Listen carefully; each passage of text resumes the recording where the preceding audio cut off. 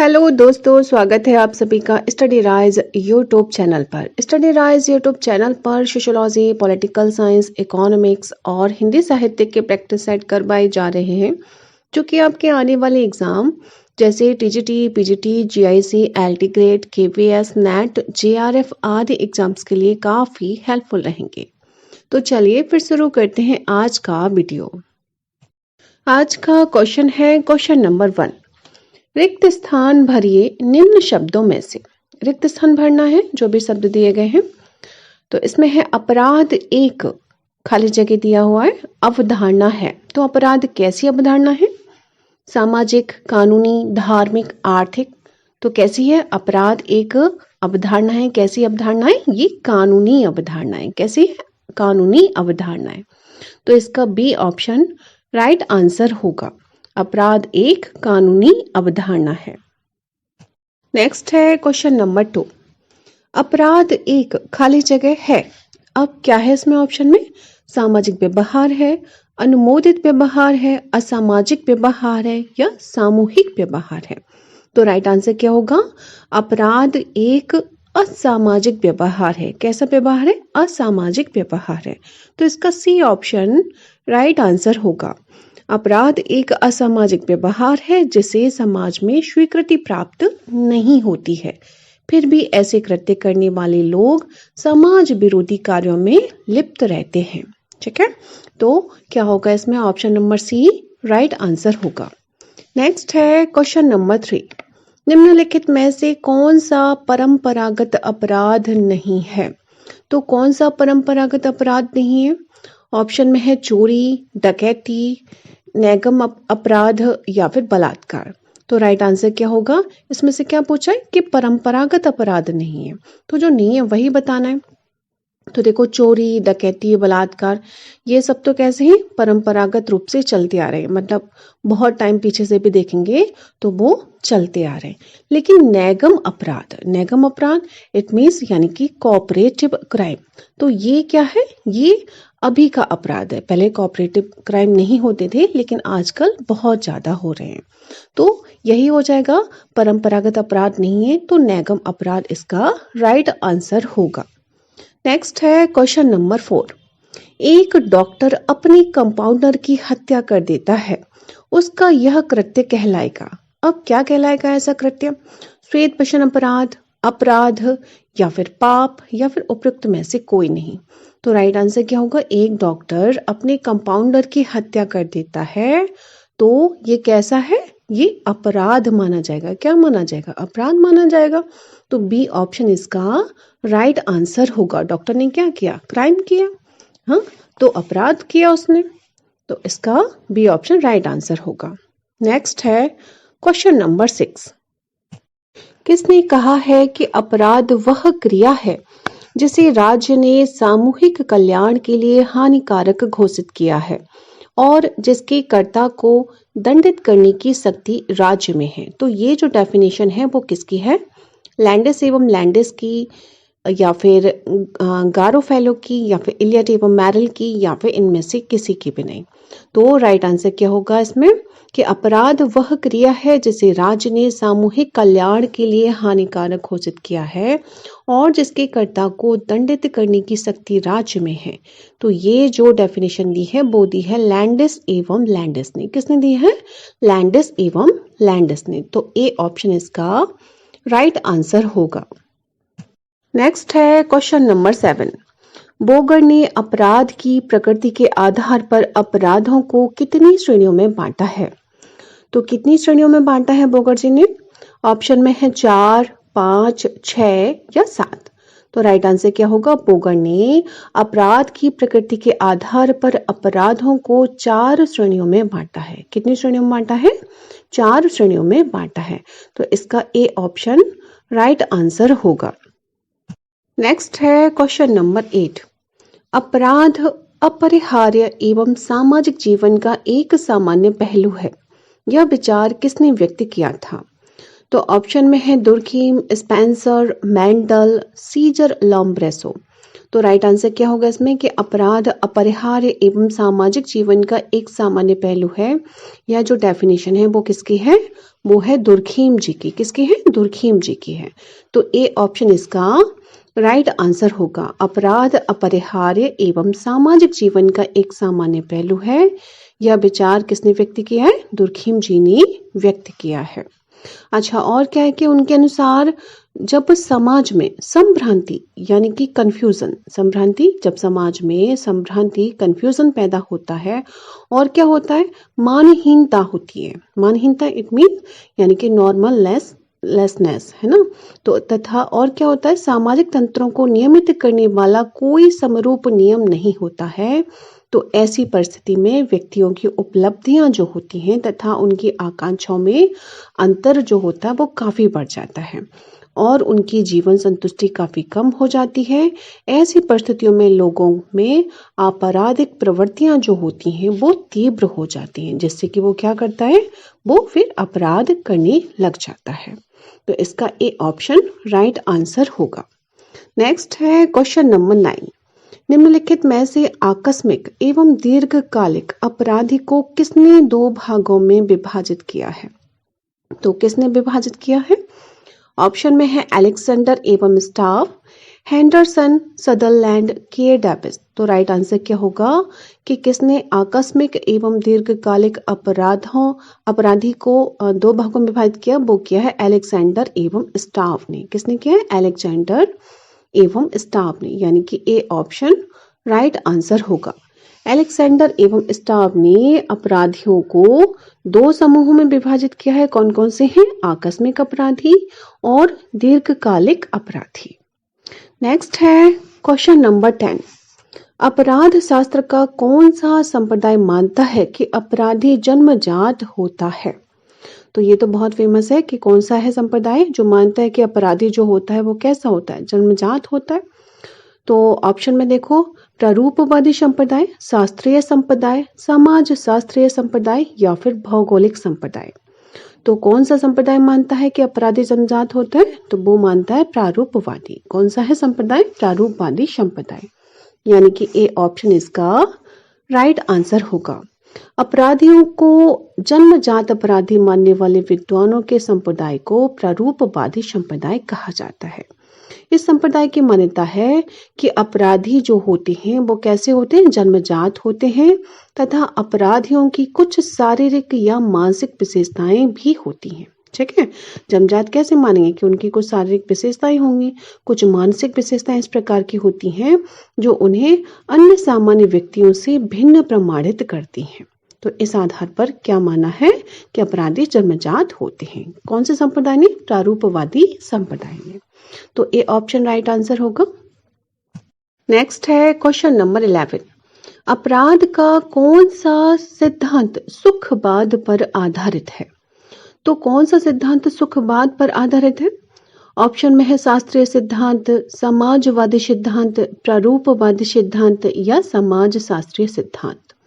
तो अपराध का जो सुखवाद पर सिद्धांत जो आधारित है वो है शास्त्रीय सिद्धांत। कौन सा है? शास्त्रीय सिद्धांत, यानी कि ए ऑप्शन इसका राइट आंसर होगा।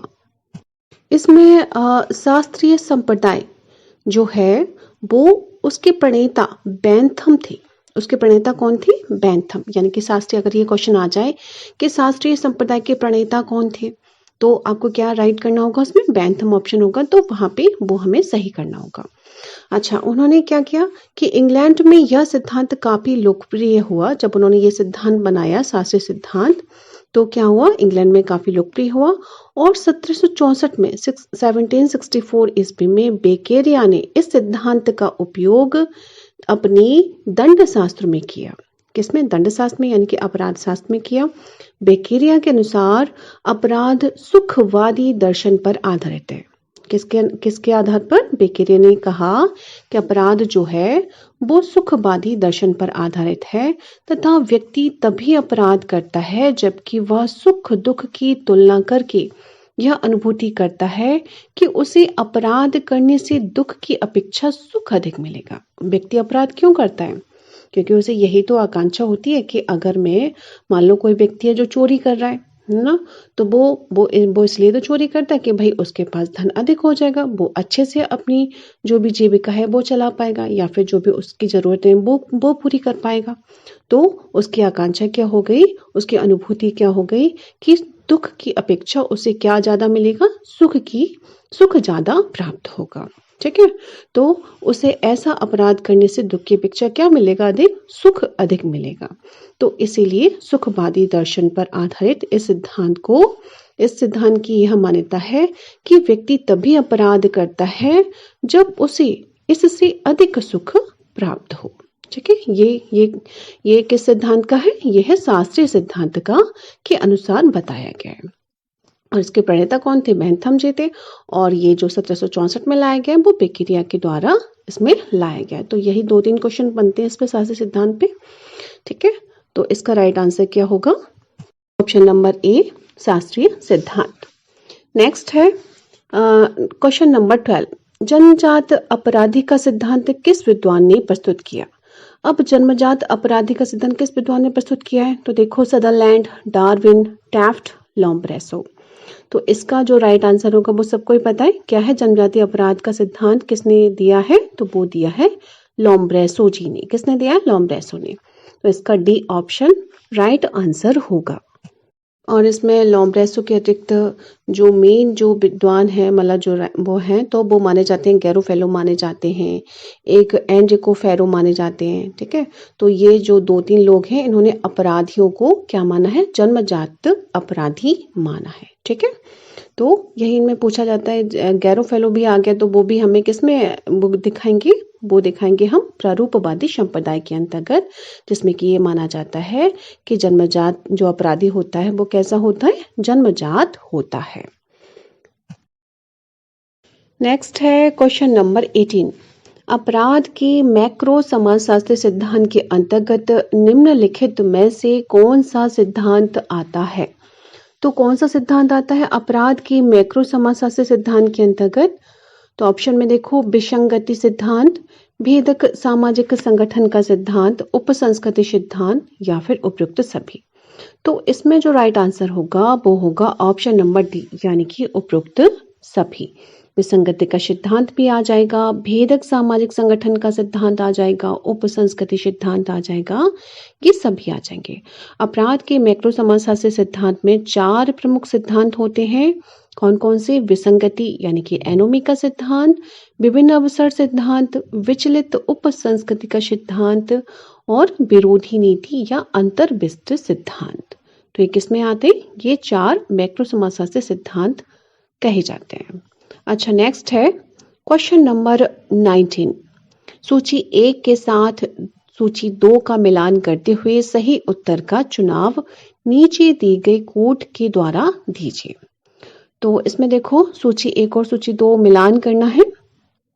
ए है इसमें एनोमी का सिद्धांत, तो जो एनोमी का सिद्धांत है वो किसने दिया है, तो देखो इधर रॉबर्ट की मर्टन का है। एनोमी का सिद्धांत जो है वो किसका है, रॉबर्ट की मर्टन का, यानी कि ए का 3 हो जाएगा।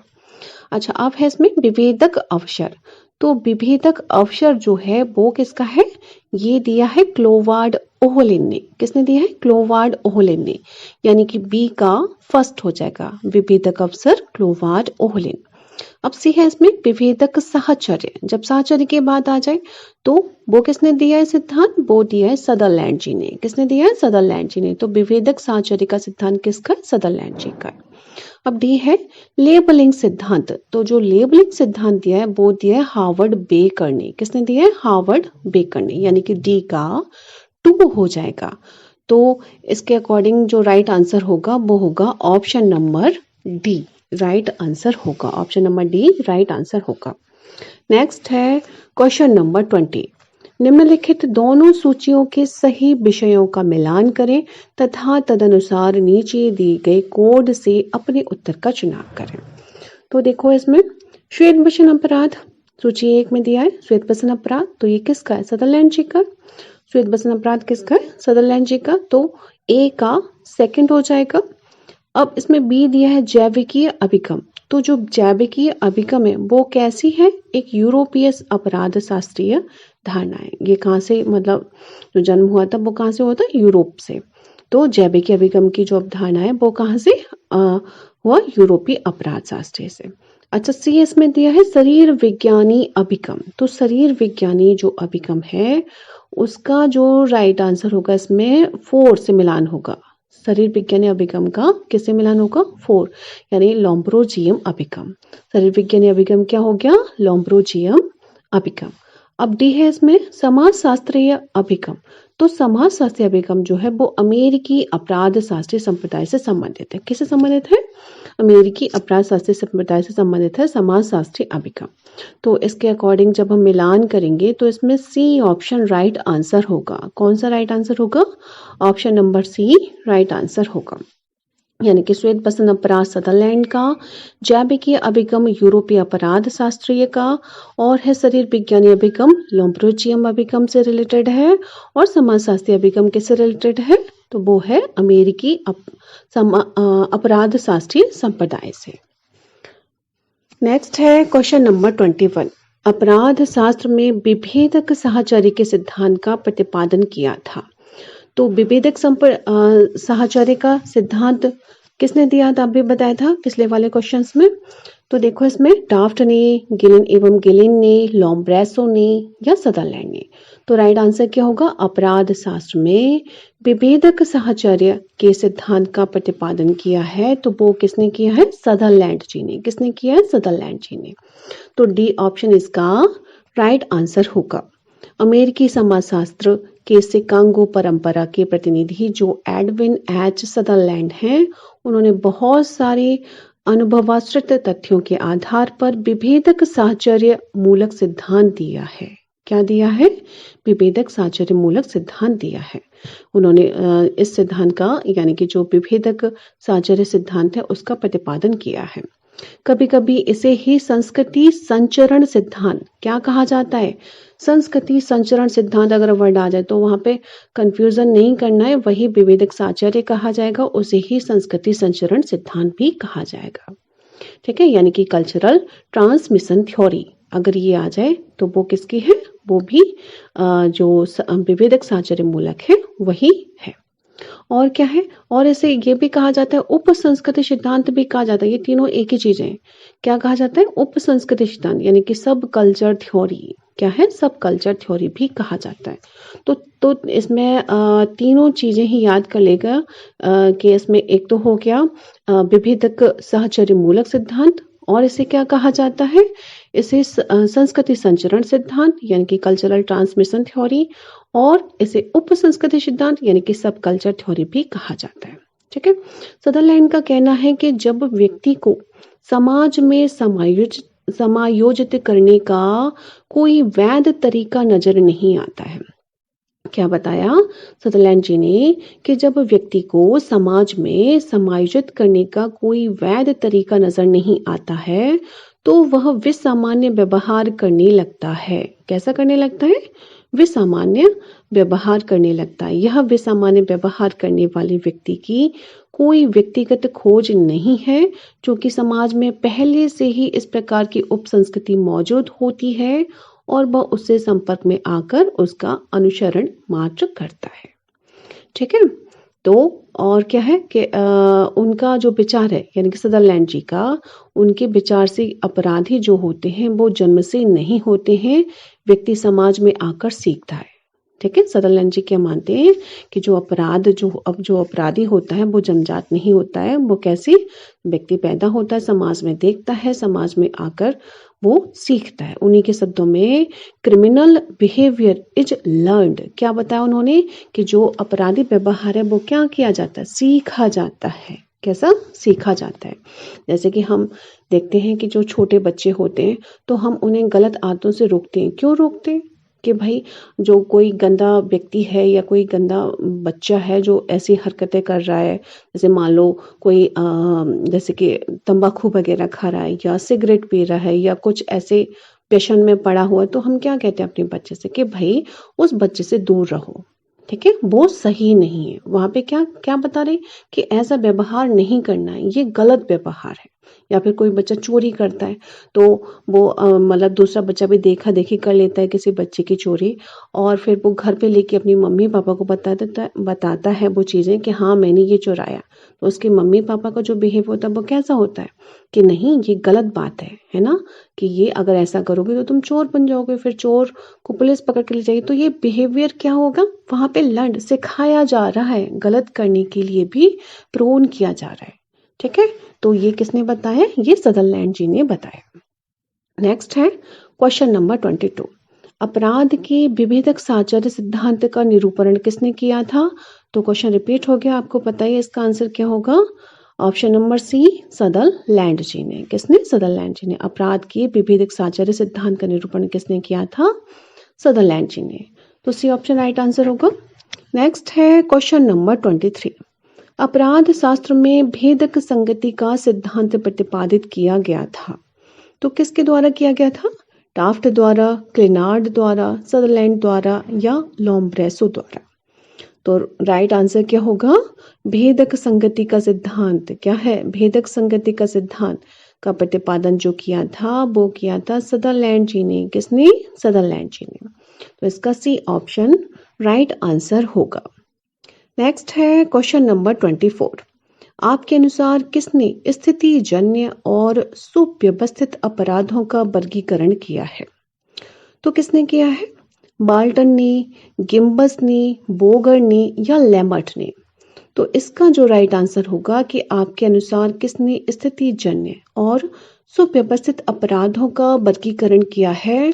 तो वो किया है किसने, लेमर्ट ने। किसने किया है, लेमर्ट ने। तो डी ऑप्शन इसका राइट आंसर होगा। लेमर्ट ने अपराधों का वर्गीकरण 3 भागों में किया है। कौन कौन से उन्होंने बताए हैं, एक तो बताया है परिस्थिति जन्य अपराध, यानी कि सिचुएशनल क्राइम्स। कैसा है, सिचुएशन के अकॉर्डिंग कोई व्यक्ति क्राइम करता है तो वो हो गया एक परिस्थिति जन्य अपराध। और क्या है, और उन्होंने बताया सुव्यवस्थित अपराध। क्या बताया, सुव्यवस्थित अपराध। और बताया उन्होंने विश्वासघात अपराध। ठीक है, तो ये 3 प्रकार के अपराध बताए, एक है परिस्थिति जन्य अपराध, सुव्यवस्थित अपराध और विश्वासघात अपराध। ये किसने दिए, लेमर्ट जी ने दिए हैं। किसने दिए, लेमर्ट जी ने। तो ये तीनों ही लर्न कर लीजिएगा। ये पूछ भी लिए जाते हैं कभी कभी कि इसमें से कौन सा नहीं है अपराध, मतलब लिख देंगे और इसमें से पूछ लिया जाएगा कि इनमें से कौन सा है लेमर्ट का और कौन सा नहीं है। इस पर भी 1-2 क्वेश्चंस बन जाते हैं। अच्छा, नेक्स्ट है क्वेश्चन नंबर 25। लेबलिंग थ्योरी की मुख्य अवधारणा है। अब लेबलिंग थ्योरी की बात की जाती है तो इसकी जो मुख्य धारणा है वो क्या है। तो इसमें ऑप्शन में है सहमति, कलंक, प्रेरणा, आकांक्षा। तो इसका जो राइट आंसर होगा, लेबलिंग थ्योरी की मुख्य अवधारणा जो है वो क्या है, वो है ऑप्शन नंबर बी, कलंक। क्या है, कलंक। तो कलंक जो बी है वो राइट आंसर होगा। लेबलिंग सिद्धांत जो है उसकी मुख्य धारणा कलंक मानी जाती है। जब किसी व्यक्ति पर कोई बुरा या गलत काम करने का लेबल लग जाता है, लेबलिंग इट मीन्स लेबल लग गया भाई, तो उस लेबल को वह छुड़ाने का कम प्रयास करता है। धीरे धीरे समाज में वह व्यक्ति उसी रूप में जाना जाने लगता है। ठीक है, जैसे कोई चोर है, छोटी मोटी चोरी करेगा, फिर वो बड़ी करने लगेगा, फिर उसे कोई फर्क नहीं पड़ता, चाहे पूरी दुनिया उसे चोर कहे, कुछ भी कहे। ठीक है, तो उस पर क्या हो गया, लेबल हो गया कि भाई लेबलिंग उस पर लग गई, ये तो चोर है, मतलब कोई भी देखेगा ये तो चोर है, ये तो चोर है। ठीक है, तो ये क्या हो गया, लेबलिंग थ्योरी, यानी कि कलंक लग गया एक तरह से। तो इसका बी ऑप्शन राइट आंसर होगा। नेक्स्ट है क्वेश्चन नंबर 26। आकस्मिक अपराधी वह है जो पहली बार अपराध करता है, अवसर मिलने पर कभी कभी अपराध करता है, या अपराध करने का आदी होता है, या डी है सफेदपोश अपराध करता है। तो आकस्मिक अपराधी कौन सा अपराधी होता है। तो इसका जो राइट आंसर होगा वो होगा ऑप्शन नंबर बी, यानी कि अवसर मिलने पर कभी कभी अपराध करता है। आकस्मिक अपराधी वे अपराधी होते हैं जो अवसर मिलने पर कभी कभी अपराध कर बैठते हैं। इनकी अपराधी प्रवृत्ति का कारण इनका दूषित वातावरण हुआ करता है। क्या होता है, दूषित वातावरण हुआ करता है। और ये आकस्मिक अपराधी कुछ विशेष प्रकार की परिस्थितियों में फंसकर अपराध कर बैठते हैं। तो इसका जो राइट आंसर होगा वो क्या होगा? ऑप्शन नंबर बी, अवसर मिलने पर कभी कभी अपराध किया जाता है। नेक्स्ट है क्वेश्चन नंबर 27। कथन दिया है, कारण दिया है। तो कथन इसमें दिया है, अपराध देश में प्रचलित कानून का उल्लंघन है जिसके लिए दंड की व्यवस्था होती है। कथन क्या बता रहा है कि अपराध देश में प्रचलित कानून का उल्लंघन है जिसके लिए दंड की व्यवस्था होती है। तो सही बात है। अच्छा, कारण क्या बता रहा है? यदि कानून नष्ट व समाप्त कर दिए जाए तो अपराध नहीं होंगे। क्या बताया कारण इसमें? कि यदि कानून नष्ट व समाप्त कर दिए जाएं तो अपराध नहीं होंगे। तो आपको सीधे सीधे समझ में आ रहा है क्या होगा? ए सही होगा और आर गलत होगा। ठीक है, तो इसमें सी ऑप्शन राइट आंसर होगा। यानी ए जो कथन है वो तो सही है, लेकिन जो कारण बताया है कि अगर कानून नष्ट कर दें तो अपराध खत्म हो जाएंगे, तो ऐसा तो नहीं होगा ना। अपराध तो और ज्यादा बढ़ेंगे। भाई कोई कानून ही नहीं है, कोई रोकने वाला ही नहीं है, तो क्या होगा? अपराध में और ज्यादा बढ़ोतरी होगी। जो जैसे कर पाएगा उस तरीके के अपराध करेगा फिर वो। तो सी ऑप्शन इसका राइट आंसर होगा। नेक्स्ट है क्वेश्चन नंबर 28।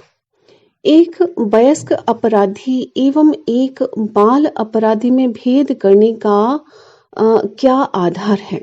तो क्या आधार माना है इसमें कि एक वयस्क अपराधी और एक बाल अपराधी? तो क्या आधार है इसका? मेन महापराध है या दुराचरण है या आयु है या गिरफ्तारी परवाना है? परवाना नहीं होगा, करवाना होगा, गिरफ्तारी है ना। अच्छा, तो इसमें जो मेन आधार है वो होता है आयु का। किसका आधार होता है? आयु का। एक वयस्क अपराधी एवं एक बाल अपराधी में सर्वप्रथम अंतर जो है वो आयु का अंतर होता है। बाल अपराधी 16 वर्ष या 18 वर्ष से कम आयु के बच्चे होते हैं, जबकि वयस्क जो होते हैं, वयस्क अपराधियों की जो आयु है वो 18 वर्ष से ऊपर की होती है। ठीक है, तो सी ऑप्शन इसका राइट आंसर होगा। नेक्स्ट है क्वेश्चन नंबर 29। भारतवर्ष में बाल अपराधी किस आयु समूह में आते हैं? तो देखो 12 वर्ष से नीचे, 14 वर्ष से नीचे, 18 वर्ष से नीचे या 20 वर्ष से नीचे। तो राइट आंसर क्या होगा? ऑप्शन नंबर सी, 18 वर्ष से नीचे के जो हैं व्यक्ति हैं तो वो किस में आएंगे? बाल अपराधी में आएंगे।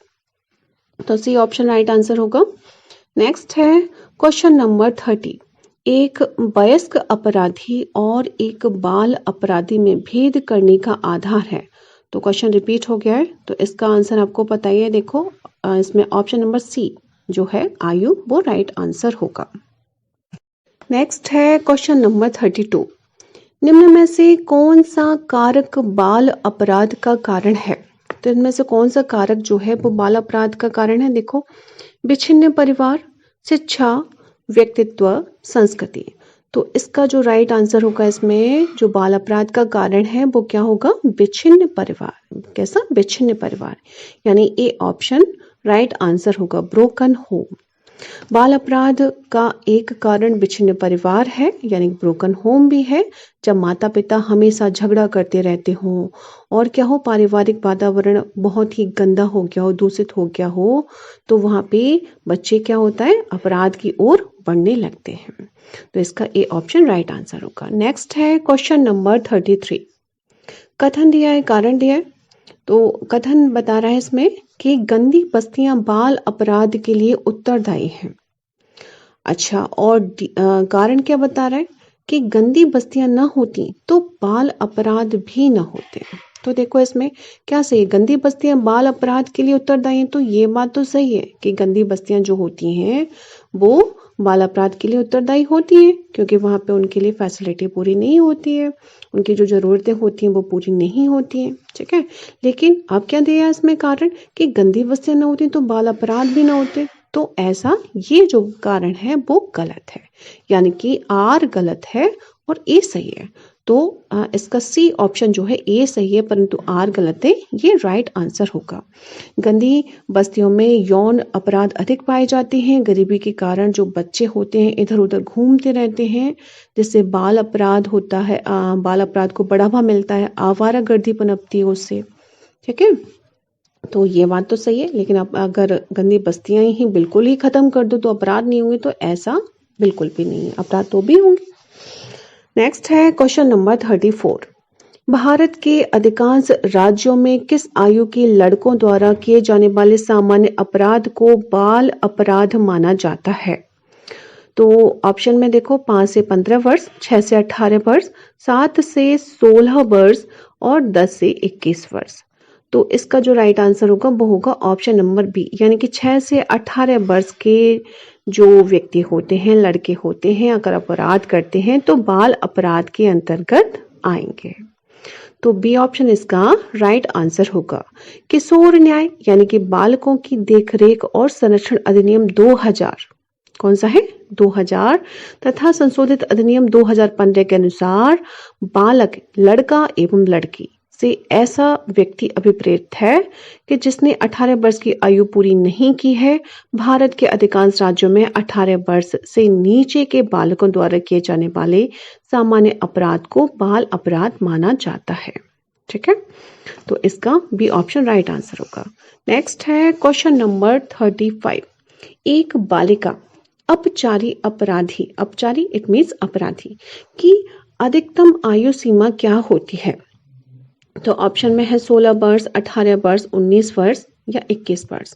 तो राइट आंसर क्या होगा? ऑप्शन नंबर बी 18 वर्ष। बी 18 वर्ष जो है वो एक बालिका अपचारी की अधिकतम आयु सीमा होती है। नेक्स्ट है क्वेश्चन नंबर 36।